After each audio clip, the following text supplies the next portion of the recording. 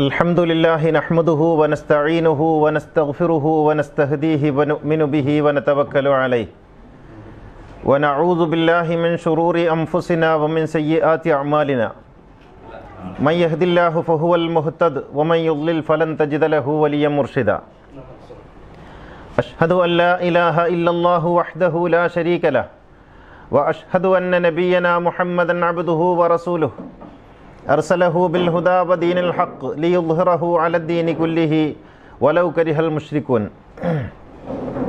അല്ലാഹുമ്മ സല്ലി അലാ മുഹമ്മദിൻ വആലി മുഹമ്മദ് കമാ സല്ലൈത അലാ ഇബ്രാഹീമ വആലി ഇബ്രാഹീം വബാരിക് അലാ മുഹമ്മദിൻ വആലി മുഹമ്മദ് കമാ ബാരക്ത അലാ ഇബ്രാഹീമ വആലി ഇബ്രാഹീമ ഫിൽ ആലമീന ഇന്നക ഹമീദും മജീദ്. യാ അയ്യുഹല്ലദീന ആമനു തഖുല്ലാഹ ഹഖ്ക തുഖാതിഹി വലാ തമൂതുന്ന ഇല്ലാ വഅൻതും മുസ്ലിമൂൻ. അഊദു ബില്ലാഹി മിനശ് ശൈത്വാനിർ റജീം. ബിസ്മില്ലാഹിർ റഹ്മാനിർ റഹീം. വല്ലാഹു യുരീദു അൻ യതൂബ അലൈക്കും വയുരീദുൽ ലദീന യത്തബിഊന അശ്ശഹവാതി അൻ തമീലു മൈലൻ അളീമ. യുരീദുല്ലാഹു അൻ യുഖഫിഫ അൻകും വഖുലിഖൽ ഇൻസാനു ദഈഫ.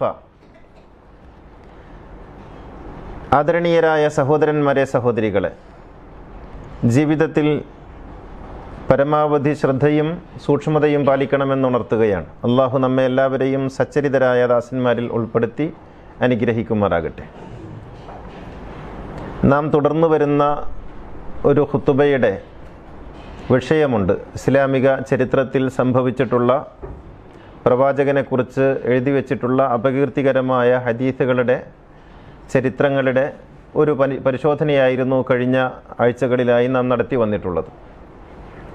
ഇന്നതിൻ്റെ തുടർച്ച പറയാൻ ഞാൻ ആഗ്രഹിച്ചിരുന്നു. പക്ഷേ ഇന്ന് നമ്മുടെ എസ്പെരാൻസ ക്യാമ്പിൽ പങ്കെടുക്കുന്ന കുട്ടികൾ ആണ് സദസ്സിൽ ബഹുഭൂരിഭാഗവും ഉള്ളത് എന്നതിനാൽ അവരെ പരിഗണിച്ചുകൊണ്ട് സങ്കീർണമായ ചരിത്രത്തിൻ്റെ വസ്തുതകളിലൂടെ പോകാതെ മറ്റു ചില കാര്യങ്ങൾ പറയാനാണ് ആഗ്രഹിക്കുന്നത്. ഇൻഷാ അല്ലാഹ് ആ പറഞ്ഞു വരുന്ന ഖുതുബയുടെ ബാക്കി ഭാഗം അടുത്ത ആഴ്ച മുതലുള്ള ഖുതുബയിൽ പറയാൻ ഞാൻ ശ്രമിക്കുന്നതാണ്. ഞാൻ എൻ്റെ പ്രിയപ്പെട്ട മക്കളുള്ള ഈ സദസ്സിൽ ഞാനൊരു ചോദ്യം ഉന്നയിച്ചുകൊണ്ട് ഖുതുബ ആരംഭിക്കാനാണ് ആഗ്രഹിക്കുന്നത്. എന്തിനാണ് മതം എന്നുള്ളതാണ് ചോദ്യം. നമ്മളൊക്കെ ഏതോ മതത്തിൽ ജനിച്ചവരാണ്. നാം അറിയാതെ ഒരു മതത്തിൻ്റെ ഭാഗമായി തീർന്നവരാണ്. അങ്ങനെ വളർന്ന് നാം മതത്തിൻ്റെ വക്താക്കളാവുകയും മതം ഏറ്റവും വലിയ ഒരു വിഷയമായി മാറുകയും ചെയ്തു. അങ്ങനെ നമ്മുടെ വികാരങ്ങൾ മതവുമായി ബന്ധപ്പെട്ട് തീർക്കപ്പെട്ടു. നാം ഒരാളെ സ്നേഹിക്കുന്നത്, ഒരാളെ വെറുക്കുന്നത്, ഒരാളോട് അടുക്കുന്നത്, ഒരാളോട് അകലുന്നതെല്ലാം മതപരമായ ഒരു വീക്ഷണത്തിൻ്റെ അടിസ്ഥാനത്തിൽ ആയിത്തീർന്നു. എല്ലാ കാര്യങ്ങളും മതത്തിൻ്റെ കണ്ണിലൂടെ നോക്കിക്കാണുന്ന ഒരവസ്ഥ ഉണ്ടായി. മതം നമ്മുടെ ജീവിതത്തിലെ ഏറ്റവും സുപ്രധാനമായൊരു വിഷയമായി മാറി. യഥാർത്ഥത്തിൽ എന്താണ് മതം, എന്തിനാണ് മതം എന്നുള്ളതാണ് നാം ചോദിക്കേണ്ട ഒന്നാമത്തെ ചോദ്യം. നാം മതത്തിന് വേണ്ടി ജീവിക്കേണ്ടവരാണോ? മനുഷ്യൻ മതത്തിന് വേണ്ടിയാണോ ജീവിക്കേണ്ടത്? അതല്ല മതം മനുഷ്യന് വേണ്ടിയാണോ നിലകൊള്ളേണ്ടത് എന്നുള്ളതാണ് പ്രസക്തമായ ചോദ്യം. ആരാണ് പ്രധാനം? യഥാർത്ഥത്തിൽ മനുഷ്യൻ വളരെ പ്രധാനപ്പെട്ട ജീവിയാണ്. ദൈവത്തിൻ്റെ സൃഷ്ടികളിൽ ഖിലാഫത്ത് നൽകി, പ്രജായത്വം നൽകി ദൈവം തൻ്റെ പ്രതിരൂപത്തിൽ സൃഷ്ടിച്ചു. പ്രതിരൂപം എന്ന് പറയുന്നത് ആകാരപരമായ സ്വഭാവത്തിലല്ല, മറിച്ച് അവൻ്റെ കഴിവുകളുടെ, അവൻ്റെ സാധ്യതകളുടെ അളവ് പരിശോധിക്കുമ്പോൾ ദൈവത്തിൻ്റെ പ്രതിരൂപത്തിലാണ് മനുഷ്യൻ സൃഷ്ടിക്കപ്പെട്ടിട്ടുള്ളത്. അങ്ങനെ സൃഷ്ടിക്കപ്പെട്ട മനുഷ്യൻ വളരെ പ്രധാനിയാണ് ഈ ലോകത്ത്. അവന് ഇവിടെ നിർവഹിക്കാനുള്ളത് ദൈവികമായ കർത്തവ്യങ്ങളാണ്. അങ്ങനെയുള്ള മനുഷ്യനെ സംബന്ധിച്ചിടത്തോളം അവൻ ജീവിക്കേണ്ടത് മതത്തിന് വേണ്ടിയാണ് എന്നുള്ളത് വിശുദ്ധ വേദങ്ങളുടെ തലതിരിഞ്ഞ വായനയാണ്. മനുഷ്യൻ മതങ്ങൾക്ക് വേണ്ടിയല്ല, മതങ്ങൾ മനുഷ്യന് വേണ്ടിയാണ്. പ്രവാചകന്മാർ മനുഷ്യന്മാർക്ക് വേണ്ടിയാണ് വന്നിട്ടുള്ളത്. വേദങ്ങൾ മനുഷ്യർക്ക് വേണ്ടിയാണ് അവതരിക്കപ്പെട്ടിട്ടുള്ളത്. നിയമങ്ങൾ മനുഷ്യരുടെ നല്ല ജീവിതത്തിന് വേണ്ടിയാണ് ഉണ്ടാക്കപ്പെട്ടിട്ടുള്ളത്. മതങ്ങളെന്ന് പറഞ്ഞാൽ നിയമങ്ങളുടെ മറ്റൊരു പേരാണ്. ഇവിടെ മനുഷ്യൻ ജീവിക്കുന്ന സാഹചര്യത്തിൽ ഉണ്ടാക്കപ്പെട്ടിട്ടുള്ള നിയമങ്ങളുടെ മറ്റൊരു പേരാണ് മതം. അതിന് ചിലപ്പോൾ രാജ്യമെന്ന് പറയും, ചിലപ്പോൾ ഭരണഘടനയെന്ന് പറയും, ചിലപ്പോൾ സംഘടനയെന്ന് പറയും, ചിലപ്പോൾ മതമെന്ന് പറയും. അത്രേ ഉള്ളൂ. മതങ്ങൾക്ക്, നിയമങ്ങൾക്ക് പറയുന്നൊരു പേരാണത്. അത് അറബിയിൽ പറയുമ്പോൾ ദീനെന്നോ ശരീഅത്തെന്നോ പറയും, മലയാളത്തിൽ പറയുമ്പോൾ മതമെന്നോ രാജ്യമെന്നോ പറയും. ഇത്രേ വ്യത്യാസമുള്ളൂ. അപ്പോൾ ഈ നിയമങ്ങൾക്ക് പറയുന്ന പേര്, ഈ നിയമങ്ങൾക്ക് വേണ്ടി നമ്മൾ ജീവിക്കുകയല്ല വേണ്ടത്, മറിച്ച് നിയമങ്ങൾ നമുക്ക് വേണ്ടിയാണ് ഉണ്ടാക്കപ്പെടുന്നത്, നമ്മുടെ നല്ല ജീവിതത്തിന്. നമ്മളെന്ന് പറഞ്ഞാൽ മനുഷ്യരാശിയുടെ, മുസ്ലിമും അമുസ്ലിമും ഹിന്ദുവും ക്രിസ്ത്യനും മതമുള്ളവനും മതമില്ലാത്തവനും ഈശ്വരവിശ്വാസിയും നിരീശ്വരവാദിയും ആണും പെണ്ണും ട്രാൻസ്ജെൻഡറും കറുത്തവനും വെളുത്തവനും എല്ലാം ഉൾക്കൊള്ളുന്ന മനുഷ്യനെന്ന് പറയുന്ന വലിയൊരു സമൂഹമുണ്ടല്ലോ. ആ സമൂഹത്തിൻ്റെ നല്ല ജീവിതത്തിന് വേണ്ടിയാണ് മതങ്ങൾ ഉണ്ടാക്കപ്പെട്ടിട്ടുള്ളത്. അവർ സമാധാനപൂർവ്വം ജീവിക്കണം. ഇത് ഖുർആൻ പറയുന്നൊരു സംഗതിയാണ്. ഞാനിവിടെ ഓതി വെച്ച ആയത്തുണ്ടല്ലോ, സൂറത്തുൻ നിസായിലെ ആയത്താണത്. ആ ആയത്തൊന്ന് പരിശോധിക്കാം. അള്ളാഹു പറയുന്നു, വല്ലാഹു യുരീദു അൻ യതൂബ അലൈക്കും. അള്ളാഹു നിങ്ങളുടെ ഒക്കെ തെറ്റുകൾ പുറത്തു തരാൻ തീരുമാനിച്ചിട്ടുണ്ട്. വല്ലാഹു യുരീദു, അള്ളാഹു ഉദ്ദേശിക്കുന്നു എന്ന് വെച്ചാൽ അള്ളാഹു ആഗ്രഹിക്കുന്നു, അൻ യതൂബ അലൈക്കും, നിങ്ങളുടെ എല്ലാവരുടെയും തെറ്റുകൾ പുറത്തു തരാൻ. വയുരീദുല്ലദീന യത്തബിഊന ശഹവാത്തി, സ്വന്തം ഇഷ്ടപ്രകാരം ജീവിച്ച ആളുകൾക്കും പുറത്തു കൊടുക്കാൻ പടച്ചോൻ തീരുമാനിച്ചിട്ടുണ്ട്. അൻ തമീലു മൈലൻ അലീമ, എന്നിട്ട് അവരിങ്ങനെ വഴിതെറ്റി ഏതൊക്കെയോ വഴിയിലൂടെയൊക്കെ സഞ്ചരിച്ച് അവസാനം അവർക്കൊരു തിരിച്ചറിവുണ്ടാകുമ്പോൾ അതൊക്കെ പുറത്തു കൊടുക്കാനും പടച്ചോൻ തീരുമാനിച്ചിട്ടുണ്ട്. ഖുർആനാണ് ഞാൻ വായിക്കുന്നത് കേട്ടോ, ഹദീസോ കഥകളോ ഒന്നല്ല, ഖുർആനാണ് പറയുന്നത്. നിങ്ങളുടെ തെറ്റുകളൊക്കെ പുറത്തു തരാൻ പടച്ചോൻ തീരുമാനിച്ചിട്ടുണ്ട്. സ്വന്തം ഇഷ്ടപ്രകാരം ജീവിച്ച് ഏതൊക്കെയോ വഴികളിലൂടെയൊക്കെ തെറ്റിപ്പോയവരെയും സ്വീകരിച്ച് തന്നോട് ചേർത്ത് നിർത്താൻ പടച്ചോൻ തീരുമാനിച്ചിട്ടുണ്ട്. എന്നിട്ടും തീർന്നില്ല. അള്ളാഹു പറയുന്നു, യുരീദുല്ലാഹു അൻ യുഖഫിഫ അൻകും, നിങ്ങൾക്ക് പരമാവധി ലളിതമായി ഒരു ജീവിത വ്യവസ്ഥ തരാനും പടച്ചോൻ തീരുമാനിച്ചിട്ടുണ്ട്. കാരണം എന്താണെന്നറിയോ? വഖുലിക്കൽ ഇൻസാനു ദഈഫ, മനുഷ്യൻ ദുർബലനാണെന്ന് അള്ളാഹുവിനറിയാം. ഇതാണ്, നമ്മൾ ദുർബലരാണെന്ന് അള്ളാഹുവിനറിയാം, സ്രഷ്ടാവിനറിയാം. ഇത് തിരിയാത്തൊരു കൂട്ടരുണ്ട്, അവരുടെ പേര് പുരോഹിതന്മാരെന്നാണ്. എല്ലാവിധ ദൗർബല്യങ്ങളുള്ളവരാണ് ഈ പുരോഹിതന്മാർ. എന്നിട്ട് മറ്റുള്ളവരോട് പറയും നിങ്ങൾ പരിപൂർണരായിരിക്കണമെന്ന്, സമ്പൂർണരായിരിക്കണമെന്ന് പറയും. അവർക്ക് സാധിക്കാത്ത കാര്യം മറ്റുള്ളവരിൽ അവരെ അടിച്ചേൽപ്പിക്കാൻ ശ്രമിക്കും. എന്നിട്ട് മനുഷ്യനെ കൺഫ്യൂഷനിലാക്കും, കുറ്റബോധത്തോടു കൂടി ജീവിക്കേണ്ടി വരുന്നൊരവസ്ഥയിലേക്ക് അവരെ ആപതിപ്പിക്കും. യഥാർത്ഥത്തിൽ മതങ്ങൾ നമ്മുടെ ജീവിതത്തെ ലഘൂകരിക്കാൻ വേണ്ടി അള്ളാഹു നൽകിയിട്ടുള്ള വ്യവസ്ഥയാണ്. നമ്മുടെ ജീവിതത്തെ ലഘൂകരിക്കാൻ, ഭാരരഹിതമാക്കാൻ, സന്തോഷത്തോടെ ജീവിക്കാൻ, ആനന്ദത്തോടെ ആഹ്ലാദത്തോടെ ആഘോഷത്തോടെ ജീവിക്കാൻ നമുക്ക് പടച്ചവൻ നൽകിയ വ്യവസ്ഥയുടെ പേരാണ് മതം എന്ന് പറയുന്നത്, ദീൻ എന്ന് പറയുന്നത്. അത് നമ്മെ സങ്കീർണപ്പെടുത്താനല്ല, നമ്മളെ മാനസിക രോഗികളാക്കാനല്ല, അപരനെ വെറുക്കാനല്ല, എല്ലാവരെയും ചേർത്ത് പിടിക്കാനുള്ളൊരു വ്യവസ്ഥയാണ് മതം. അങ്ങനെയാണ്. അപ്പോൾ മതം നമുക്ക് വേണ്ടി പണിയെടുക്കണം. നമ്മുടെ മതത്തെ കാത്തു സൂക്ഷിക്കേണ്ടവരല്ല, നമ്മൾ മതത്തെ നിലനിർത്തേണ്ടവരുമല്ല. നമുക്ക് വേണ്ടി മതം നിലനിൽക്കണം. അത് നമുക്ക് വേണ്ടിയുള്ള കാലത്തോളം നിലനിൽക്കും. നമുക്ക് വേണ്ടി അല്ലാതാകുമ്പോൾ തകരും. തകരാനുള്ളതാണ് മതം. മനുഷ്യന് വേണ്ടി അല്ലാതാകുന്ന കാലത്ത് സകല മതങ്ങളും തകരണം. മനുഷ്യന് വേണ്ടി അല്ലാതാകുന്ന കാലത്ത് രാജ്യങ്ങൾ തകരണം. മനുഷ്യന് വേണ്ടി അല്ലാതാകുന്ന കാലത്ത് നാഗരികതകൾ തകരണം. മനുഷ്യന് വേണ്ടി അല്ലാതാകുന്ന കാലത്ത് മതങ്ങളും തകരണം. ബേജാറാവണ്ട. കാരണം ആ മതം നിലനിൽക്കാൻ അർഹമല്ല. മനുഷ്യനെ കൊല്ലുന്ന ഒരു മതമുണ്ടെങ്കിൽ ആ മതം ഇല്ലാതാകണ്ടേ? മനുഷ്യനെ വെറുക്കാൻ പഠിപ്പിക്കുന്ന ഒരു മതവും ദർശനവും ഉണ്ടെങ്കിൽ അതില്ലാതാകണ്ടേ? പരസ്പരം അകറ്റി നിർത്തുന്ന ഒരു കാഴ്ചപ്പാടുണ്ടെങ്കിൽ, ഒരു രാജ്യമുണ്ടെങ്കിൽ അതില്ലാതാകണ്ടേ? കേൾക്കുന്ന വാർത്തകളൊക്കെ സത്യമാണെങ്കിൽ നിങ്ങളൊന്ന് ആലോചിച്ച് നോക്കൂ. ഒരു മനുഷ്യൻ്റെ മതം ചോദിച്ചിട്ട്, പേര് ചോദിച്ചിട്ട് കൊല്ലാൻ ഒരാൾ മതം പ്രേരിപ്പിക്കുന്നുവെങ്കിൽ ആ മതത്തിൻ്റെ പേരെന്താണ്? ആ മതം എന്തിനാണ് കൊള്ളുക? നമ്മൾ വായിക്കുന്ന വാർത്തകളൊക്കെ സത്യമാകാതിരിക്കട്ടെ എന്ന് നമ്മൾക്ക് പ്രാർത്ഥിക്കാം. പലപ്പോഴും സത്യമാകാറില്ല. എങ്കിലും കേൾക്കുന്ന വാർത്തകൾ സത്യമാണെങ്കിൽ എത്ര ഭീകരമാണ് അവസ്ഥ. അപരനെ വെറുക്കാൻ പഠിപ്പിക്കുന്ന ഒരു ദർശനവും ദൈവികമല്ല എന്ന് നമ്മൾ അറിയണം. ഒരു ദർശനവും ദൈവികമല്ല. സ്നേഹിക്കാൻ മാത്രമേ പടച്ചോൻ പറയൂ. വെറുക്കാൻ പഠിപ്പിക്കുന്ന ഒരു ദൈവത്തിൻ്റെ പേര് റഹ്മാൻ എന്നാകുമോ? റഹീം എന്നാകുമോ? നിങ്ങൾ ആലോചിച്ച് നോക്ക്. കാരുണ്യവാൻ എന്നാകുമോ? കഴുത്തിൽ കത്തിവെക്കാൻ പഠിപ്പിക്കുന്ന ഒരു ദർശനത്തിൻ്റെ പേര് സമാധാനം എന്നാകുമോ? ഇസ്ലാം എന്ന പദത്തിൻ്റെ അർത്ഥം സമാധാനം എന്നല്ലേ?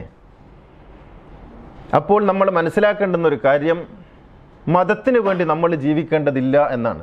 മതത്തിന് വേണ്ടി നമ്മൾ ജീവിക്കില്ല എന്ന് തീരുമാനിക്കണം.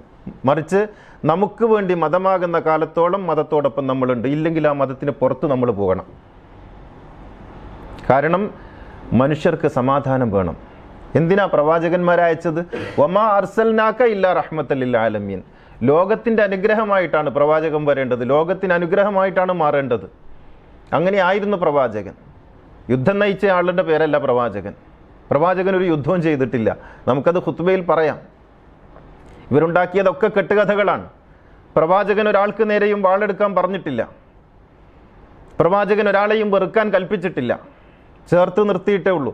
പ്രവാചകൻ്റെ കൂടെ ഉണ്ടായിരുന്ന ആളുകൾ, ഉഹദ് എന്ന് പറയുന്ന യുദ്ധത്തെക്കുറിച്ച് ഇവർ പറയുന്ന കഥയിൽ തന്നെ ഇവരെഴുതി വച്ചിട്ടുണ്ട്, പ്രവാചകൻ്റെ കൂടെ ഒരു യഹൂദൻ ഉണ്ടായിരുന്നു. പിന്നെ എങ്ങനെ പ്രവാചകൻ യഹൂദികളെ മക്കയിൽ നിന്ന് പുറത്താക്കുക, മദീനയിൽ നിന്ന് പുറത്താക്കുക, യഹൂദരോട് എതിരാവുക? അപ്പോൾ പറഞ്ഞതിലൊക്കെ വൈരുദ്ധ്യങ്ങളുണ്ട്. പ്രവാചകൻ യുദ്ധം ചെയ്തു എന്ന് ഒരു സമയത്ത് പറയും, യഹൂദനെ പുറത്താക്കാൻ വേണ്ടി പണിയെടുത്തു എന്ന് പറയും, എന്നിട്ട് പറയും യഹൂദൻ്റെ കൂടെ നിന്നിട്ട് യുദ്ധം ചെയ്തു. അത് നമുക്ക് വേറെ പറയേണ്ട വിഷയങ്ങളാണ്. അപ്പം ഞാൻ പറഞ്ഞു വരുന്നത്, യുദ്ധം ചെയ്യലല്ല ഇസ്ലാം, വെറുക്കലല്ല ഇസ്ലാം, അപരനെ അകറ്റലല്ല ഇസ്ലാം. എല്ലാവരെയും ചേർത്ത് എല്ലാവരോടും ചേർന്ന് നിൽക്കലാണ് ഇസ്ലാം. അമ്പലമുണ്ടാകണം, ചർച്ചുകളുണ്ടാകണം, സിനഗോഗുകൾ ഉണ്ടാകണം. അപ്പോഴേ ഖുർആൻ ഓതാൻ പറ്റൂ. ഖുർആനിലൊരു ആയത്തറിയോ നിങ്ങൾക്ക്? സിനഗോഗുകളും ചർച്ചുകളും മറ്റ് ആരാധനാലയങ്ങളും സന്യാസിമാർ താമസിക്കുന്ന മഠങ്ങളും ഇവിടെ നിലനിൽക്കേണ്ടത് അള്ളാഹുവിൻ്റെ തീരുമാനമാണെന്ന് ഖുർആനിലുണ്ട്. ആ ഖുർആൻ നിങ്ങൾക്ക് എല്ലാ കാലവും ഓതണമെങ്കിൽ ഇവിടെ പള്ളി മാത്രം ഉണ്ടായാൽ ഓതാൻ പറ്റുമോ? ഇതൊക്കെ ഉണ്ടാകുമ്പോഴല്ലേ ഖുർആൻ പ്രസക്തമാകുന്നുള്ളൂ. ഇവിടെ അമ്പലങ്ങൾ ഉണ്ടാകണം എന്നുള്ളത് ഖുർആനിൻ്റെ താല്പര്യമാണ്. ചർച്ചുകൾ ഉണ്ടാകണം എന്നുള്ളത് ഖുർആനിൻ്റെ താല്പര്യമാണ്. മസ്ജിദുകൾ ഉണ്ടാകണമെന്നതും സിനഗോഗുകൾ ഉണ്ടാകണമെന്നതും ഖുർആനിൻ്റെ താല്പര്യമാണ്. അതൊക്കെ ഇവിടെ ഉണ്ടാകണം. ബുദ്ധവിഹാരങ്ങൾ ഉണ്ടാകണം. അതൊക്കെ ഉണ്ടാകുമ്പോഴാണ് ഖുർആൻ പ്രസക്തമാകുന്നത്. അതൊന്നും ഇല്ലാത്തൊരു കാലം ഉണ്ടായിക്കൂടാ. ഖുർആൻ തന്നെ മുഹമ്മദ് നബിയോട് പറയുന്നൊരു വർത്താനുണ്ട്, എല്ലാവരെയും ഒരു സമുദായമാക്കാം എന്ന് നിനക്ക് വ്യാമോഹമുണ്ടോ? അങ്ങനെ പടച്ചോനുണ്ടായിരുന്നെങ്കിൽ പടച്ചോൻ അങ്ങനെ പടക്കുമായിരുന്നല്ലോ. ഈ വൈവിധ്യങ്ങൾ അള്ളാഹുവിൻ്റെ തീരുമാനമാണ്. വൈവിധ്യങ്ങൾ അള്ളാഹുവിൻ്റെ തീരുമാനമാണ്. എൻ്റെ മക്കൾ ആലോചിച്ച് നോക്കൂ. നിങ്ങളൊക്കെ മുസ്ലിങ്ങളായി ജനിച്ചു, നല്ല കുട്ടികളായിട്ട് ജീവിക്കുന്നു. നിങ്ങളോടൊപ്പം ജനിച്ച ഒരു അശോകൻ ഉണ്ടാകും നിങ്ങളുടെ അപ്പുറത്ത്, നിങ്ങളുടെ ക്ലാസ്സിൽ പഠിക്കുന്നവൻ. നിങ്ങളെപ്പോലെ മാതാപിതാക്കളെ സ്നേഹിച്ച് നിങ്ങൾ പള്ളിയിൽ പോകുമ്പോൾ അവൻ അമ്പലത്തിൽ പോയി നല്ല കാര്യങ്ങൾ ചെയ്ത് നല്ല കാര്യങ്ങൾ പറഞ്ഞ് സമൂഹത്തിൽ ജീവിക്കുന്നവൻ. നിങ്ങളുടെ പേര് മുഹമ്മദ്, അവൻ്റെ പേര് അശോകൻ. നിങ്ങളും നല്ലത് ചെയ്യുന്നു, അവനും നല്ലത് ചെയ്യുന്നു. നിങ്ങൾ വിവാഹം ചെയ്ത് കുട്ടികളൊക്കെയായി ജീവിക്കുന്നു, അവനും വിവാഹം ചെയ്ത് കുട്ടികളൊക്കെയായി ജീവിക്കുന്നു. നിങ്ങളുടെ പ്രായമാകുമ്പോൾ നിങ്ങളങ്ങ് മരിച്ചു പോകുന്നു, അവനും മരിച്ചു പോകുന്നു. എന്നിട്ട് നിങ്ങൾ സ്വർഗത്തിലും അവൻ നരകത്തിലുമാണെങ്കിൽ എന്ത് നീതിയാണത്? അങ്ങനെ തീരുമാനിക്കുന്ന ദൈവം എങ്ങനെയാണ് നീതിമാനാവുക? നിങ്ങളെപ്പോലെ ജനിച്ചവൻ നിങ്ങൾ മുസ്ലിമായിട്ട് ജനിക്കണമെന്ന് എഴുതി കൊടുത്തിട്ടൊന്നും വന്നതല്ലല്ലോ. അവനും ഹിന്ദുവായിട്ട് ജനിച്ചത് അവൻ എഴുതി കൊടുത്തിട്ടല്ലല്ലോ, പടച്ചോൻ്റെ തീരുമാനമല്ലേ. എന്നിട്ട് അവനങ്ങനെ ജനിച്ചതിൻ്റെ പേരിൽ നിങ്ങൾ ചെയ്യുന്ന അതേ നന്മകളൊക്കെ ചെയ്തിട്ട് അവൻ നരകത്തിലും നിങ്ങൾ സ്വർഗത്തിലും പോകുന്നുവെങ്കിൽ ദൈവത്തിൻ്റെ നീതി എവിടെ? അപ്പോൾ ഇതാരൊക്കെയോ നമ്മളെ പറ്റിക്കുന്നുണ്ട്, ആരൊക്കെയോ നമ്മളെ പറഞ്ഞ് തെറ്റിക്കുന്നുണ്ട്, ആരൊക്കെയോ നമ്മെ മോശമായ വഴിയിലേക്ക് ഗൈഡ് ചെയ്യുന്നുണ്ട്. ഇത് തിരിച്ചറിയണം. മതം എന്ന് പറയുന്നത് ആത്യന്തികമായി നീതിയാണ്. നീതിബോധമാണ് പടച്ചോൻ നമ്മളോട് കൽപ്പിച്ചിട്ടുള്ളത്. അതാണ് മതം. അള്ളാഹു പറയുന്നത് ശുഹദാ അലില്ലാഹി ഖായിമീന ബിൽ ഖിസ്ത്, നീതിക്ക് വേണ്ടി നിലകൊള്ളണമെന്നാണ്. നീതി എന്ന് പറഞ്ഞാൽ എന്താണ്? എല്ലാവർക്കും ഒരുപോലെ അവസരം നൽകണം. അത് പടച്ചോനാണ് ആദ്യം നൽകേണ്ടത്. മുസ്ലിം വീടുകളിൽ ജനിച്ച കുട്ടികൾക്ക് മാത്രം സ്വർഗത്തിനുള്ള അവസരവും മറ്റുള്ളവർക്ക് അവസരം ഇല്ലായ്മയാണെങ്കിൽ അത് നീതിയല്ല. അപ്പോൾ നീതിയാണ് നമ്മുടെ ബോധത്തിൽ ആദ്യം വരേണ്ടത്, അവസാനം വരേണ്ടത് നീതിയാണ്, നീതിബോധമാണ്. അപ്പോൾ അതിൻ്റെ അടിസ്ഥാനത്തിലേ നമ്മൾ എല്ലാറ്റിനെയും വിലയിരുത്താവൂ. നിങ്ങളുടെ കൈകളിലുള്ള ഖുർആനും നിങ്ങൾ നിലകൊള്ളുന്ന ഇസ്ലാമും അപ്പുറത്തെ ആളുടെ കയ്യിലുള്ള ബൈബിളും ക്രിസ്തു മതവും ഒരുപോലെയാണ് എന്ന് നമ്മൾ മനസ്സിലാക്കണം. വിശദാംശങ്ങളിലൊക്കെ വ്യത്യാസം ഉണ്ടാകും. ഇസ്ലാമിനകത്ത് വ്യത്യാസമില്ലേ? ഇസ്ലാമിനകത്ത് വ്യത്യാസമില്ലേ? ആ ഓഫീസിൽ പോകുന്നവൻ കാഫിറാണെന്ന്, ഈ ഓഫീസിൽ പോകുന്നവൻ നരകത്തിലാണെന്ന്, ഈ ഓഫീസിൽ വരുന്നവൻ മാത്രം സ്വർഗത്തിലാണെന്ന് പ്രസംഗിക്കുന്നില്ലേ? ആ കൊടി പിടിച്ചവൻ മോശമാണെന്ന്, ഈ കൊടി പിടിക്കുന്നവൻ മോശക്കാരനാണെന്ന് പ്രസംഗിക്കുന്നില്ലേ? ഇതിനകത്ത് തന്നെ ആ പ്രശ്നങ്ങളില്ലേ? അത്രയേ ഉള്ളൂ. ഇത് അത്രേ ഇല്ല. ഇത് രണ്ട് മുസ്ലിം മതത്തിൽ, ഇസ്ലാം മതത്തിനകത്തിലുള്ള രണ്ട് അവാന്തര വിഭാഗങ്ങൾ തമ്മിലുള്ള വ്യത്യാസം യഥാർത്ഥത്തിൽ ഇസ്ലാം മതവും മറ്റൊരു മതവും തമ്മിലില്ല. കണ്ടാ മിണ്ടിക്കൂടാ, സലാം ചൊല്ലിക്കൂടാ, അത്രത്തോളം അപ്പുറത്ത് പറഞ്ഞിട്ടില്ല. അപ്പോൾ ഇതൊക്കെ നമ്മളെ മോശമായ വഴിയിലേക്ക് തെളിക്കുകയാണ്. അടിസ്ഥാനപരമായി മതമെന്ന് പറയുന്നത് മനുഷ്യൻ്റെ സമാധാനത്തിന് വേണ്ടി ഉള്ളതാകണം. ഏതൊരു സംഗതി അങ്ങനെയല്ലേ? ഏതൊന്നിനു വേണ്ടിയാണോ ഉണ്ടാക്കപ്പെട്ടിട്ടുള്ളത് അതിനു വേണ്ടി നിലകൊള്ളണം.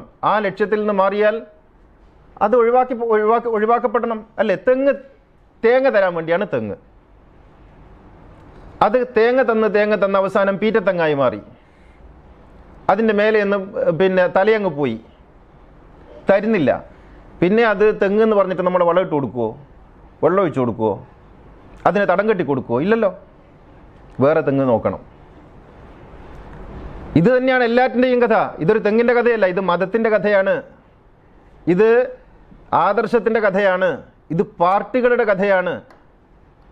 ലക്ഷ്യത്തിൽ നിന്ന് മാറുന്ന ഒന്നിൻ്റെ പിറകെ പോകരുത്. അത് ഏതൊന്നിനു വേണ്ടിയാണോ ഉണ്ടാക്കപ്പെട്ടിട്ടുള്ളത് അക്കാലത്ത് അത് പരിപാലിക്കപ്പെടണം. അതിൽ നിന്ന് മാറിയാൽ തള്ളപ്പെടണം. ഇത് പ്രകൃതിയുടെ നിയമമാണ്. അത് ഇസ്ലാമിനും ബാധകമാണ്, ഹിന്ദു മതത്തിനും ബാധകമാണ്, ക്രിസ്തു മതത്തിനും ബാധകമാണ്. എല്ലാ മതങ്ങൾക്കും ബാധകമാണ്, എല്ലാ രാഷ്ട്രീയ പാർട്ടികൾക്കും ബാധകമാണ്, എല്ലാ രാജ്യങ്ങൾക്കും ബാധകമാണ്. ലക്ഷ്യത്തിൽ നിന്ന് മാറിപ്പോകരുത്. അപ്പം നമ്മൾ ലക്ഷ്യം തേടി പോകണം, അടിസ്ഥാനം തേടി പോകണം. അതുകൊണ്ടാണ് ഞാൻ മിക്ക ഖുതുബകളിലും പറയാറുള്ളത്, നിങ്ങൾ മുഹമ്മദിനെ തേടി പോകണം, മുഹമ്മദ് നബി തന്ന ഖുർആൻ തേടി പോകണം, മുഹമ്മദ് നബി പഠിപ്പിച്ച ആശയങ്ങൾ തേടി പോകണം. ഇന്ന് മുഹമ്മദ് നബി പഠിപ്പിച്ചിടത്തൊന്നുമല്ല നമ്മളുള്ളത്. തെറ്റിദ്ധാരണയാണ്. അവിടുന്ന് ഏറെ അകന്നു പോയിട്ടുണ്ട്. മുഹമ്മദ് നബി വെറുപ്പ് പഠിപ്പിച്ചിട്ടില്ല, അകൽച്ച പഠിപ്പിച്ചിട്ടില്ല, അസമാധാനം ഉണ്ടാക്കാൻ പഠിപ്പിച്ചിട്ടില്ല, വാള് കയ്യിൽ തന്നിട്ടില്ല. ഇതൊക്കെ ഇവന്മാർ രാജാക്കന്മാർ എഴുതി വെച്ചതാണ്. അതുകൊണ്ട് സമാധാനത്തിൻ്റെ, സന്തോഷത്തിൻ്റെ വഴിയാണ് മതമെന്ന തിരിച്ചറിവ് ആദ്യം ഉണ്ടാകണം. നമ്മളെപ്പോലെ ജീവിക്കുന്ന എല്ലാ മനുഷ്യരും നന്മയ്ക്ക് വേണ്ടി നിലകൊള്ളുന്നവരാണെന്ന ബോധമുണ്ടാകണം. അവർ അവരുടേതായ നന്മയിലൂടെയാണ് സഞ്ചരിക്കുന്നത് എന്നറിയണം. ഒരു തെറ്റാകുന്നത് എപ്പോഴാണെന്നറിയോ നിങ്ങൾക്ക്? ഒരു കാര്യം തെറ്റാകുന്നത് അത് തനിക്കോ സമൂഹത്തിനോ ദ്രോഹമുണ്ടാകുമ്പോഴാണ്. ഒരാൾ അമ്പലത്തിൽ പോയാൽ സമൂഹത്തിന് എന്ത് ദ്രോഹം ഉണ്ടാകുന്നത്? ഒരാൾ ചർച്ചിൽ പോയാൽ മനുഷ്യ സമൂഹത്തിന് എന്ത് ദോഷം ഉണ്ടാകുന്നത്? നിങ്ങൾ പള്ളി പോകുന്ന പോലെ തന്നെയല്ലേ അതും? ഒരു കാര്യം തെറ്റായിത്തീരുന്നത് നമുക്കോ പ്രകൃതിക്കോ മറ്റു മനുഷ്യർക്കോ ദ്രോഹമുണ്ടാകുന്ന കാര്യമാകുമ്പോഴാണ്. അങ്ങനെ അല്ലാത്ത കാലത്തോളം ഒരു കാര്യം തെറ്റ് എന്ന് പറയാൻ പറ്റില്ല, തിന്മ എന്ന് പറയാൻ പറ്റില്ല. അപ്പോൾ ആരാധനകൾ തെറ്റാണ്, അവിടെ പോക്ക് തെറ്റാണ്, ഇവിടെ വരൽ തെറ്റാണെന്നൊന്നും പറയാൻ കഴിയില്ല. പിന്നെ എന്ത് പറയാം? നമുക്കറിയാത്ത ആരാധനാ രീതികളാണ് അത് എന്ന് പറയാം. നമുക്കറിയാത്ത ആരാധനാ രീതികളാണ്, നമുക്കറിയാത്ത ക്രമങ്ങളാണെന്ന് പറയാം. അറിയാത്തതൊക്കെ തെറ്റാണെന്ന് പറയാൻ പറ്റുമോ? അപ്പോൾ മനുഷ്യനെ വെറുക്കാൻ വേണ്ടി പുരോഹിതന്മാർ സൃഷ്ടിക്കുന്നതാണ് ഇത്തരം കഥകൾ. ക്രിസ്തുവിനെ ആരാധിക്കുന്ന, കുരിശിനെ ആരാധിക്കുന്ന, പള്ളിയിൽ പോയി കുമ്പസരിക്കുന്ന, അൾത്താരയിൽ മുട്ടുകുത്തി പ്രാർത്ഥിക്കുന്ന ക്രിസ്ത്യൻ പെണ്ണിനെ വിവാഹം ചെയ്യാം എന്ന് ഖുർആൻ പറഞ്ഞിട്ടില്ലേ? അങ്ങനെ പറഞ്ഞിട്ടില്ലേ? എന്നിട്ട് ഖുർആൻ എന്ത് പറഞ്ഞു? എൻ്റെ ഭാര്യയെയും എൻ്റെ മക്കളെയും അടങ്ങുന്ന കുടുംബത്തെ സ്വർഗത്തിലാക്കണേ എന്ന് പ്രാർത്ഥിക്കാനും പറഞ്ഞു. നിങ്ങളൊന്ന് കൂട്ടി വായിച്ചു നോക്കിയേ. അങ്ങനെ വിവാഹം ചെയ്തിട്ടില്ലേ പ്രവാചകന്റെ ശിഷ്യന്മാർ? തൽഹയുടെ ഭാര്യ, തൽഹ എന്ന് പറഞ്ഞാൽ പ്രവാചകന്റെ പ്രിയപ്പെട്ട 10 ശിഷ്യന്മാരിൽ ഒരാളാണ്. സുബൈറിന്റെ ഭാര്യ, ഹുദൈഫയുടെ ഭാര്യ, പ്രവാചകന്റെ മനസാക്ഷി സൂക്ഷിപ്പുകാരൻ എന്നറിയപ്പെടുന്ന ഹുദൈഫയുടെ ഭാര്യ, ഉസ്മാൻ ഇബ്നു അഫ്ഫാന്റെ ഭാര്യ, ഒക്കെ ക്രിസ്ത്യാനികളാണ്. യഹൂദരാണ്. മതം മാറിയിട്ടില്ല, അവരവരുടെ മതത്തിൽ നിന്നുകൊണ്ട് തന്നെ. അപ്പോൾ ഇതൊക്കെ നമ്മെ പഠിപ്പിക്കാതെ മാറ്റിവെച്ചതാണ്. നമ്മൾ മനസ്സിലാക്കേണ്ടുന്ന ഒരു കാര്യം, മതം നോക്കിയല്ല അള്ളാഹു ആളെ വിലയിരുത്തുന്നത്, കർമ്മം നോക്കിയാണ്. രക്ഷാശിക്ഷകളും മോക്ഷവുമെല്ലാം മനുഷ്യൻ്റെ കർമ്മം നോക്കിയാണ്, മതം നോക്കിയല്ല.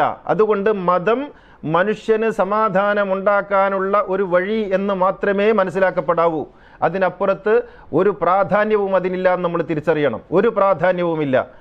അനുഷ്ഠാനങ്ങൾ നമ്മുടെ നന്മയ്ക്ക് വേണ്ടി നമുക്ക് നിശ്ചയിക്കപ്പെട്ടതാണ്. മനുഷ്യൻ്റെ നന്മയാണ് പ്രധാനം. മനുഷ്യൻ നന്നാവുക എന്നുള്ളതാണ് പ്രധാനം. സമാധാനത്തോടെ ജീവിക്കുക എന്നുള്ളതാണ് പ്രധാനം. സ്നേഹമുള്ള ഒരു സമൂഹം കെട്ടിപ്പടുക്കുക എന്നുള്ളതാണ് പ്രധാനം. അതിന് സഹായകമാകുന്ന നിയമനിർദ്ദേശങ്ങളുടെ പേരാണ് മതം. അത്രയേ ഉള്ളൂ. അങ്ങനെയാണ് മനസ്സിലാക്കപ്പെടേണ്ടത്. അതാണ് അള്ളാഹു പറഞ്ഞത്, യുരീദുല്ലാഹു അൻ യതൂബ അലൈക്കും, അള്ളാഹു നിങ്ങളുടെ തെറ്റുകളൊക്കെ പൊറുക്കാൻ തീരുമാനിച്ചിട്ടുണ്ട്. യുരീദുല്ലദീന യത്തബിഊന ശഹവാതി അൻ തമീലു മൈലൻ അളീമ, വഴിതെറ്റി സഞ്ചരിച്ച ആളുകൾക്കും പുറത്തു കൊടുക്കാൻ പടച്ചോൻ തീരുമാനിച്ചിട്ടുണ്ട്. യുരീദുല്ലാഹു അൻ യുഖഫിഫ അൻകും, നിങ്ങൾക്ക് പരമാവധി ലളിതമാക്കി തരാനും പടച്ചോൻ തീരുമാനിച്ചിട്ടുണ്ട്. കാരണം ഖുലിഖൽ ഇൻസാനു ലഈഫ, മനുഷ്യൻ ദുർബലനാണ്, അങ്ങനെയാണ് സൃഷ്ടിക്കപ്പെട്ടിട്ടുള്ളത്. ഇത് സ്രഷ്ടാവ് തന്നെ പറയുകയാണ്. ഈ ദൗർബല്യം മനുഷ്യർക്കുണ്ട്. ഇത് നമ്മളെപ്പോഴും മനസ്സിലാക്കണം. അത് പള്ളിയിൽ പോകുന്നവർക്കുണ്ട്, അമ്പലത്തിൽ പോകുന്നവർക്കുണ്ട്, ചർച്ചിൽ പോകുന്നവർക്കുണ്ട്, എവിടെയും പോകാത്തവർക്കുണ്ട്. ഈ ദൗർബല്യങ്ങളോടുകൂടി ജീവിക്കുന്ന ജീവിയുടെ പേരാണ് മനുഷ്യൻ. തെറ്റുകുറ്റങ്ങളൊക്കെ മനുഷ്യന് സംഭവിക്കും. ആ കാര്യങ്ങളൊക്കെ അള്ളാഹു പുറത്തു കൊടുക്കും. നമ്മൾ വിധികർത്താക്കളല്ല, ആരെയും വിധിക്കാതിരിക്കുക, മതത്തെ ആ അർത്ഥത്തിൽ തന്നെ കാണുക. അത് അപരനെ അടുപ്പിക്കാനോ അകറ്റാനോ ഉള്ള ഉപാധിയല്ല. ഒരാൾ ക്രിസ്ത്യാനിയായി ജനിച്ചു, മുസ്ലിമായി ജനിച്ചു, ഹിന്ദുവായി ജനിച്ചു എന്നുള്ളത് ആരുടെയും മേന്മയല്ല, ആരുടെയും കുറവുമല്ല. ഇത് നമ്മൾ തിരിച്ചറിഞ്ഞാൽ മതി. അള്ളാഹു അനുഗ്രഹിക്കുമാറാകട്ടെ. അഖൂലു ഖൗലി ഹാദാ അസ്തഗ്ഫിറുല്ലാഹൽ അലീം ലി വലക്കും വഅസ്തഗ്ഫിഹി അന്നി വഅൻകും വഅൻ ജമീഇൽ മുസ്ലിമീന വൽ മുഅ്മിനീന അജ്മഈന ഫസ്തഗ്ഫിറൂഹു ഇന്നഹു ഹുവൽ ഗഫൂറുർ റഹീം. അൽഹംദുലില്ലാഹില്ലദീ ഹദാനാ ലിഹാദാ വമാ കുന്നാ ലിനഹ്തദിയ ലൗലാ അൻ ഹദാനല്ലാഹ്. അസ്സലാത്തു വസ്സലാമു അലാ സയ്യിദിനാ മുഹമ്മദിൻ സയ്യിദിൽ കൗനൈനി മഹ്ബൂബി റബ്ബിൽ മശ്രിഖൈനി വൽ മഗ്രിബൈൻ ഖാതമിൽ അംബിയാഇ സയ്യിദിൽ മുർസലീൻ മുറാദിൽ മുഷ്താഖീൻ മഹ്ബൂബിൽ ആശിഖീൻ ജദ്ദിൽ ഹസനി വൽ ഹുസൈൻ സാഹിബിൽ ഹറമൈനി വബ്നി ദബീഹൈൻ സയ്യിദിനാ മുഹമ്മദ് ഇബ്നി അബ്ദുല്ലാഹി ഇബ്നി അബ്ദുൽ മുത്തലിബ് സല്ലല്ലാഹു അലൈഹി വഅലാ ആലിഹി വസഹ്ബിഹി الذين جاهدوا بأموالهم في سبيل الله وباعوا نفوسهم لدين الهدى رضي الله عنهم ورضوا عنه ذلك لمن خشي ربه إن الله وملائكته يصلون على النبي يا أيها الذين آمنوا صلوا عليه وسلموا تسليما. സഹോദരങ്ങളെ, തഖ്വയുള്ളവരായിരിക്കണമെന്ന് ഒന്നുകൂടി ഉണർത്തുകയാണ്. ഖുർആനിലെ വളരെ പ്രധാനപ്പെട്ട നിർദ്ദേശങ്ങളിലൊന്ന്, നിങ്ങളൊക്കെ ആമന റസൂൽ ഓതുന്നവരാണ്. ആമന റസൂൽ ബിമാ ഉൻസില ഇലൈഹി മിർ റബ്ബിഹി വൽ മുഅ്മിനൂൻ. ഇത് സുന്നികളാണെങ്കിൽ ഹദ്ദാദ് റാത്തീബൊക്കെ ഓതുമ്പോൾ ആമന റസൂൽ ഓതും എല്ലാ ദിവസവും. അല്ലാത്തവർ ഖുർആൻ ഓതുമ്പോഴൊക്കെയും ആമൻ റസൂലിലൂടെ കടന്നു പോകും. വളരെ പ്രധാനപ്പെട്ട ഒരായത്താണത്. അത് പ്രധാനപ്പെട്ടതാകുന്നത് ഇസ്ലാമികമായ വിശ്വാസത്തിൻ്റെ അടിസ്ഥാനങ്ങളായ ചില കാര്യങ്ങൾ പറയുന്ന ആയത്തുകളാണത് എന്നുള്ളത് കൊണ്ടാണ്. അതിൽ പറയുന്ന വളരെ പ്രധാനപ്പെട്ട ഒരു സംഗതി, ആമന റസൂലു ബിമാ ഉൻസില ഇലൈഹി മിർ റബ്ബിഹി വൽ മുഅ്മിനൂന കുല്ലുൻ ആമന ബില്ലാഹി വ മലായികതിഹി വ കുതുബിഹി വ റുസുലിഹി. ഞങ്ങൾ അള്ളാഹുവിലും മലക്കുകളിലും വേദങ്ങളിലും ദൂതന്മാരിലൊക്കെ വിശ്വസിക്കുന്നു എന്ന് പ്രഖ്യാപിക്കുക. എന്നിട്ട് പറയുന്നൊരു കാര്യം, ലാ നുഫർരിഖു ബൈന അഹദിൻ മിർ റുസുലിഹി, പ്രവാചകന്മാരിൽ ആരുടെയും ഇടയിൽ നമ്മൾ ഒരു തരത്തിലുള്ള ഭേദവും കൽപ്പിക്കുകയില്ല എന്നുള്ളതാണ്. എല്ലാ പ്രവാചകന്മാരും ഒരുപോലെ ശ്രേഷ്ഠരാണ്, ആദരണീയരാണ്. എല്ലാ ദൂതന്മാരും, എല്ലാ മഹാഗുരുക്കന്മാരും. ആരാണ് ഈ പ്രവാചകന്മാർ? പ്രവാചകന്മാർ എന്ന് പറഞ്ഞാൽ ലോകത്ത് മനുഷ്യരാശിയെ നന്മയിലേക്ക് നയിക്കുന്നതിന് വേണ്ടി നിയോഗിതരായ മഹാപുരുഷന്മാരുടെ പേരാണ് പ്രവാചകൻ. മുഹമ്മദ് നബി പ്രവാചകനാണ്. ഈസാ നബി അഥവാ യേശു പ്രവാചകനാണ്. മൂസാ നബി അഥവാ മോസസ് പ്രവാചകനാണ്. ദുൽകിഫ്ലി അഥവാ ബുദ്ധൻ പ്രവാചകനാണ്. ലോകത്തിൻ്റെ പല ഭാഗങ്ങളിൽ പ്രവാചകന്മാർ വന്നിട്ടുണ്ട്. ചൈനയിൽ കൺഫ്യൂഷ്യസ് എന്ന പ്രവാചകൻ, തമിഴ്നാട്ടിൽ തിരുവള്ളുവർ എന്ന പ്രവാചകൻ. അങ്ങനെ പ്രവാചകന്മാർ പല ഭാഗത്തുണ്ടായിട്ടുണ്ട്. അവരുടെ പേരുകളൊന്നും ചിലപ്പം നമുക്കറിയില്ല, ചിലപ്പം എന്നല്ല നമുക്കറിയില്ല. നമുക്ക് എണ്ണപ്പെട്ട ചില പേരുകൾ മാത്രമേ അറിയാവൂ. മനുഷ്യർക്ക് അത്രയല്ലേ മനസ്സിലാവുള്ളൂ. പക്ഷേ എല്ലാ ഭാഗത്തും പ്രവാചകന്മാർ വന്നിട്ടുണ്ടെന്ന് ഖുർആൻ പറയുന്നുണ്ട്. എല്ലാ ദേശങ്ങളിലേക്കും പ്രവാചകൻ വന്നിട്ടുണ്ട്, എല്ലാ ഭാഷകളിലേക്കും പ്രവാചകന്മാർ വന്നിട്ടുണ്ട്. നമ്മൾ ചിലപ്പം മഹാകവികളെന്നൊക്കെ കൊണ്ടാടപ്പെടുന്ന ആളുകൾ പ്രവാചകന്മാരായിരിക്കാം. അവർ കവിതയിലൂടെ സമൂഹത്തോട് സംസാരിച്ചിട്ടുണ്ട്. അവരെക്കുറിച്ച് അന്നോ പിൽക്കാലത്തോ പ്രവാചകനെന്ന് ആളുകൾക്ക് മനസ്സിലായിട്ടുണ്ടാവില്ല. വലിയ ഫിലോസഫേഴ്സ് എന്ന് പറയുന്നവർ, അങ്ങനെ അറിയപ്പെടുന്നവരുണ്ടല്ലോ, സോക്രട്ടീസിനെ പോലുള്ള ആളുകൾ, അവരൊന്നും പ്രവാചകന്മാരല്ല എന്ന് പറയാൻ നമ്മുടെ കയ്യിൽ തെളിവൊന്നുമില്ല.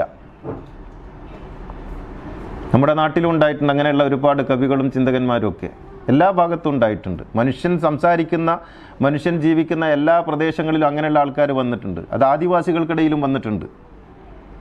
നമ്മൾ പറയും ആദിവാസികൾക്കിടയിൽ പ്രവാചകന്മാരില്ല, പിന്നെ എങ്ങനെയാണ് അവർ ധാർമ്മികരായി ജീവിക്കുന്നത്? അവർക്കും ഇതൊക്കെ പറഞ്ഞു കൊടുക്കാൻ ആൾക്കാരുണ്ടാവില്ലേ?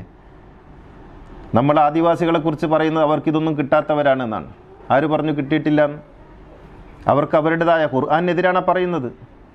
എല്ലാ സമൂഹങ്ങളിലേക്കും പ്രവാചകന്മാർ വന്നിട്ടുണ്ട്. അവർക്ക് അവരുടേതായ നിയമങ്ങൾ, അവരുടേതായ ധർമ്മസംഹിതകളുണ്ട്.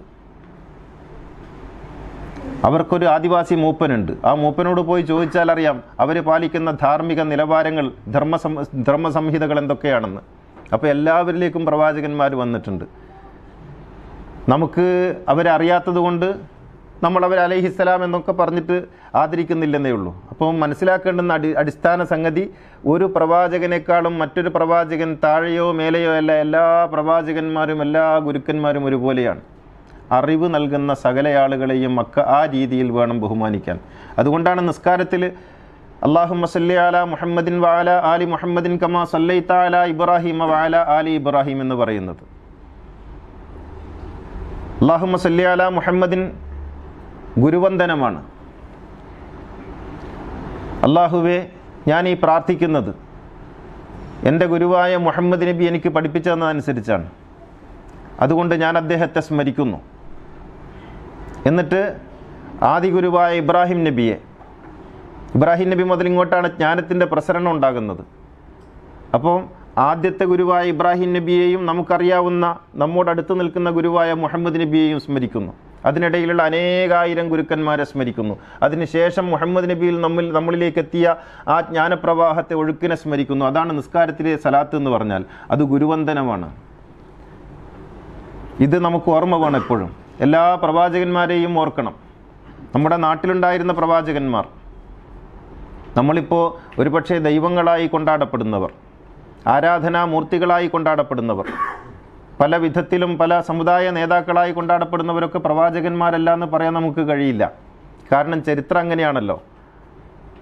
ഇങ്ങനെ പല വിധത്തിലും കറങ്ങിത്തിരിഞ്ഞ് അവർ വേറെന്തൊക്കെയോ ആയിത്തീരും. യേശു പ്രവാചകനാണെന്ന് ഖുർആൻ പറഞ്ഞു തന്നിട്ടില്ലെങ്കിൽ നമുക്കത് ക്രിസ്ത്യാനികളുടെ നേതാവ് മാത്രമല്ലേ, ഒരു ദൈവത്തിൻ്റെ പേരല്ലേ. അപ്പോൾ ഇവരൊക്കെ പ്രവാചകന്മാരാകാം. ആ പ്രവാചകന്മാർ പറഞ്ഞു കൊടുത്ത സംഹിതകളാകാം അവരുടെ കൈകളിലുള്ള ഗ്രന്ഥങ്ങൾ. അതനുസരിച്ചാണ് അവർ ജീവിക്കുന്നത്. അവരെങ്ങനെ മോശക്കാരാകുക? അപ്പോൾ എല്ലാ പ്രവാചകന്മാരെയും ആദരിക്കാൻ പഠിക്കുക എന്നുള്ളത് ഇസ്ലാമിൻ്റെ ഭാഗമാണ്, ഈമാനിൻ്റെ ഭാഗമാണ്. എല്ലാ പ്രവാചകന്മാരെയും ആദരിക്കണം, എല്ലാ ഗുരുക്കന്മാരെയും ആദരിക്കണം. ലോകത്ത് വന്ന എല്ലാ ജ്ഞാന സ്രോതസ്സുകളും ആദരിക്കപ്പെടണം, എല്ലാ വേദങ്ങളും ആദരിക്കപ്പെടണം. അപ്പോൾ ഒന്നൊന്നിനേക്കാൾ കുറവല്ല. അപ്പം നമ്മൾ പറയും അതിൽ മാറ്റത്തിരുത്തലുകൾ വരുത്തി, ഇതിൽ കൈകടത്തലുകൾ വരുത്തി. ഇങ്ങനെ ആരെക്കുറിച്ച് എന്താണ് പറഞ്ഞുവിടാത്തത്? എല്ലാവർക്കും പറയാലോ അങ്ങനെയൊക്കെ. ഖുർആനിൽ മാറ്റത്തിരുത്തലുകൾ വരുത്തിയെന്ന് മറ്റൊരാൾ വാദിക്കുകയാണെങ്കിൽ അയാൾക്ക് ആവശ്യമായ തെളിവുകളൊക്കെ നമ്മുടെ ഹദീസിൻ്റെ കിതാബിലില്ലേ? ഇഷ്ടം പോലെ ഉണ്ട്. അപ്പോൾ അതൊക്കെ ആരെക്കുറിച്ചും പറയാവുന്നതാണ്. അപ്പറച്ചിലുകളൊന്നും പറയാൻ അള്ളാഹു നമ്മൾ അധികാരപ്പെടുത്തിയിട്ടില്ല. അതൊക്കെ പടച്ചവൻ്റെ കാര്യമാണ്. പടച്ചവൻ്റെ കിതാബിൽ മാറ്റം വരുത്തുന്നുണ്ടോ ഇല്ലെന്ന് മൂപ്പര് നോക്കും. നമ്മുടെ പണിയല്ല. എല്ലാറ്റിനെയും ആദരിക്കണമെന്ന് അള്ളാഹു തആല പറഞ്ഞിരിക്കുന്നത്. എല്ലാ വേദങ്ങളും ആദരിക്കപ്പെടേണ്ടതാണ്, എല്ലാ പ്രവാചകന്മാരും ആദരിക്കപ്പെടേണ്ടതാണ്. അതനുസരിച്ച് മുന്നോട്ട് പോകുന്നവർക്കൊക്കെയും മോക്ഷമുണ്ട്. ഇത് ഖുർആൻ പറഞ്ഞ അടിസ്ഥാനമാണ്. ഈ രീതിയിൽ വേണം നമ്മൾ മതങ്ങളെ കാണാൻ, വേദങ്ങളെ കാണാൻ, പ്രവാചകന്മാരെ കാണാൻ. ഒന്നൊന്നിനേക്കാൾ താഴെയല്ല, ഒന്നൊന്നിനേക്കാൾ മേലെയുമല്ല. എല്ലാം നല്ലത്, എല്ലാം നല്ലതിലേക്ക് നമ്മളെ നയിക്കുന്നു. നല്ലതിലേക്ക് നയിക്കുന്ന കാലത്തോളം അതൊക്കെ നല്ലതാണ്. അള്ളാഹു അനുഗ്രഹിക്കുമാറാകട്ടെ.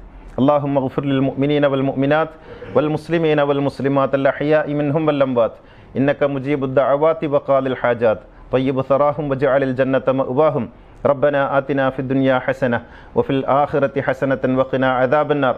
اللهم ربنا اغفر لنا ولإخواننا الذين سبقونا بالإيمان ولا تجعل في قلوبنا غلا للذين آمنوا ربنا إنك رؤوف رحيم. وآخر الدعاء الحمد لله.